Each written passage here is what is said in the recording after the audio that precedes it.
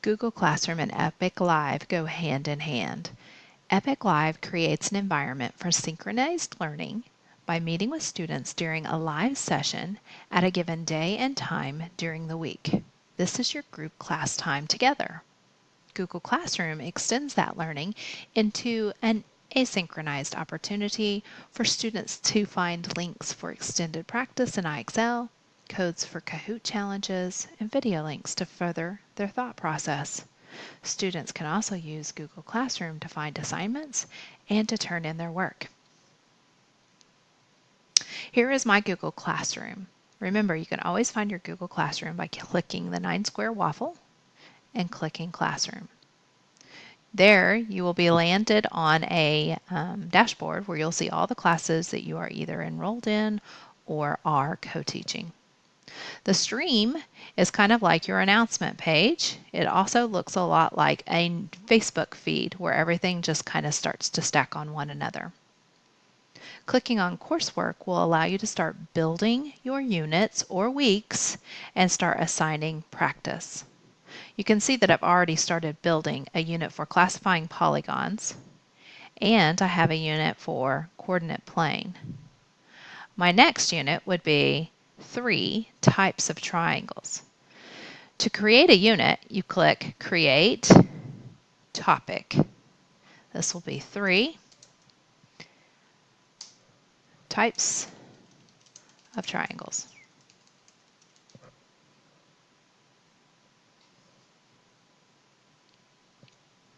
This stacked it in an order that I'm not comfortable with, so I'm going to grab it and move it down to week 3.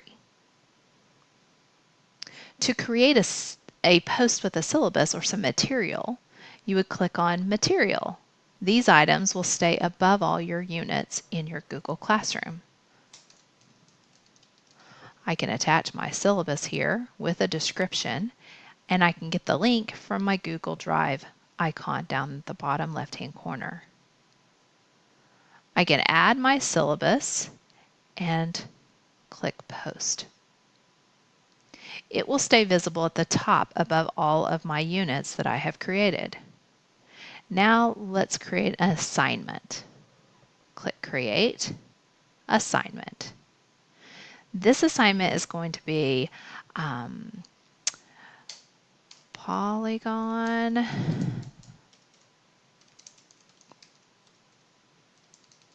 classification.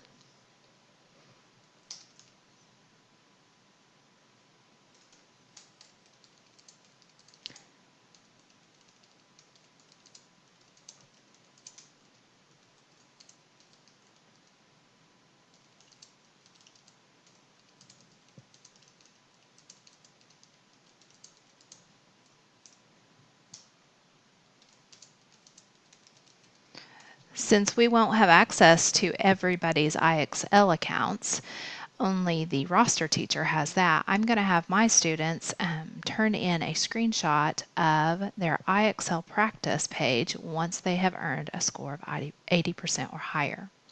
I'm going to make this assignment worth 100 points, and I'm going to make this assignment due after our class meeting time. So my class meeting is on the 10th. I want this turned in by the 12th. And I'm going to put a time due date of 11:59. All right, I'm going to add it to the subtopic or the topic classifying polygons. And I'm going to schedule this assignment to show up in their assignment feed right after we've had class. I don't want students doing this assignment before we've had a chance to talk about it. My class is at 2 o'clock, so I'm going to have this land in their classroom at 3 o'clock.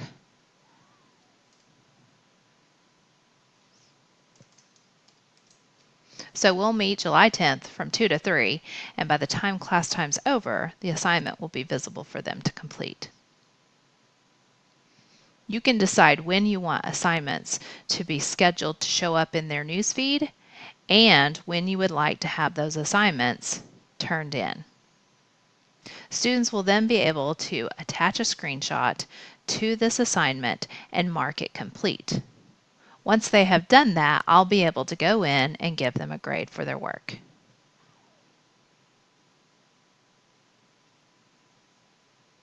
Grades will show up here once I have added students into the class. When you click on People, you'll need to add Epic Live as one of your co-teachers.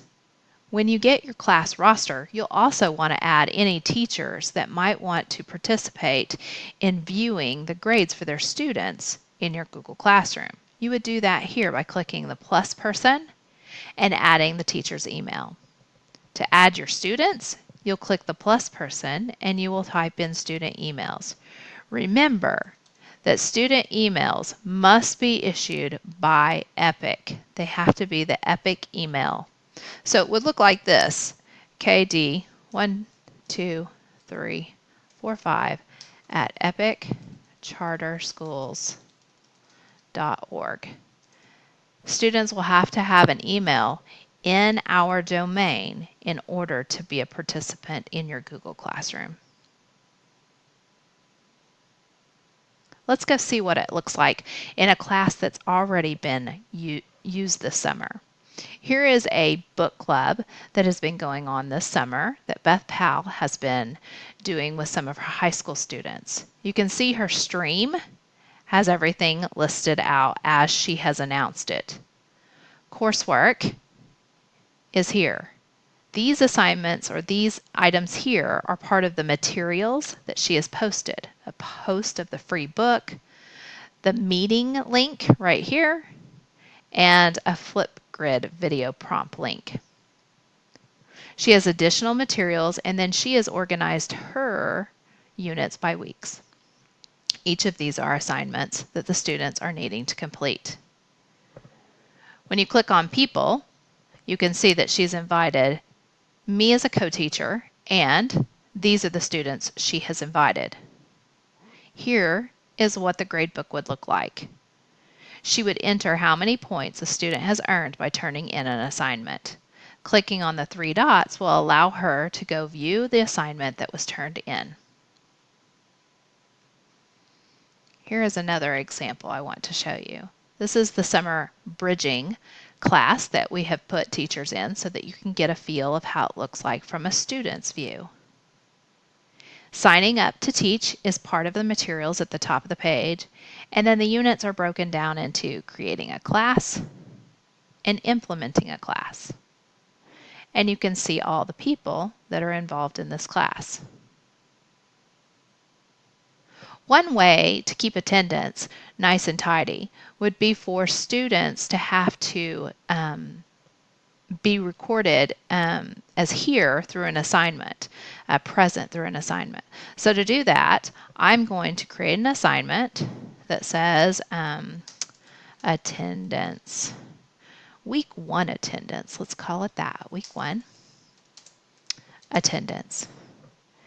And the due date would be on the date of our first class. And I'm going to have that assignment attached to classifying polygons. I'm going to schedule it to happen at July 10th at 2 o'clock.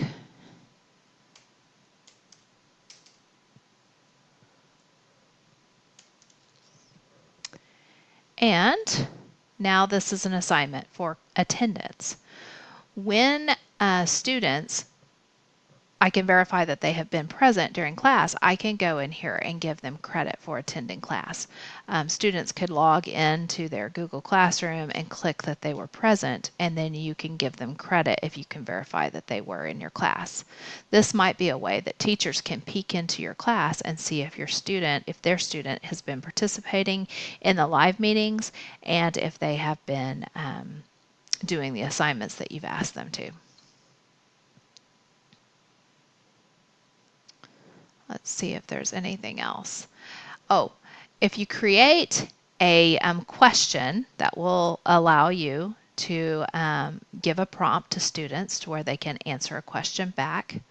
If you turn students can reply to one another, then that allows them to have a discussion with one another. So if you turn that off, I think they can still answer the question, but they just can't reply to other people's questions. Another fun thing to do is to post a quiz. Quizzes will automatically generate a blank quiz Google form that you can go to, open up, and ask a few questions. Give your quiz a title, give some instructions, give it some point value, tell us when you want it due, attach it to a topic or a unit, and select the day that you would like it assigned.